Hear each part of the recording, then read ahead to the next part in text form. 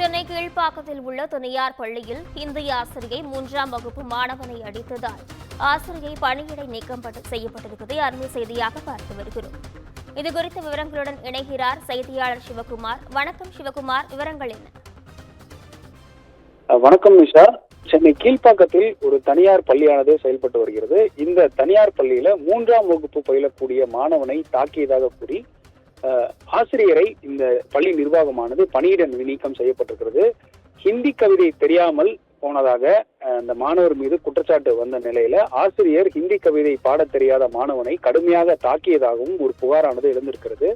இந்த நிலையில ஹிந்தி தெரியாமல் போன மாணவனை கடுமையாக தாக்கிய ஆசிரியர் மீது பள்ளி நிர்வாகம் ஒரு நடவடிக்கை எடுத்திருக்கிறது.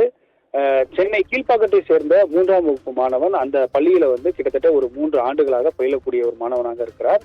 ஹிந்தி கவிதை தெரியாமல் போனதன் காரணமாக ஆசிரியர் அந்த மாணவனை தாக்கி இருக்கிறார். இதன் காரணமாக தாக்கப்பட்ட மாணவன் பெற்றோரிடம் இந்த நிகழ்வை கூறி வருத்தப்பட்டிருக்கிறார்.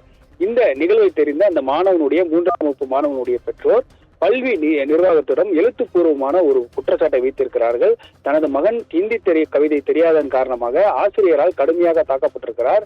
மேற்கொண்டு ஏற்கனவே இது மாதிரியான புகார் மேற்கொண்டு வந்திருப்பதாகவும் மீண்டும் ஒரு முறை அந்த மாணவனை ஆசிரியர் தாக்கியதாகவும் ஒரு எழுத்துப்பூர்வமான ஒரு புகார் மனுவை பள்ளி நிர்வாகத்திடம் பெற்றோர்கள் அளித்ததன் அடிப்படையில அந்த பள்ளி நிர்வாகமானது மாணவி பாக்யலட்சுமி பத்மலட்சுமி எனக்கூடிய ஒரு ஆசிரியர், இந்தி ஆசிரியர் தற்பொழுது மாணவனை தாக்கியதன் காரணமாக பணியிடை நீக்கம் செய்யப்பட்டிருக்கிறார்.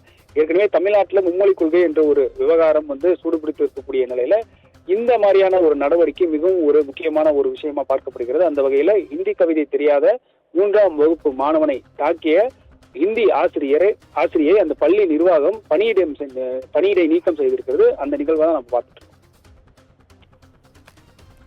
விவரங்களுக்கு நன்றி சிவகுமார்.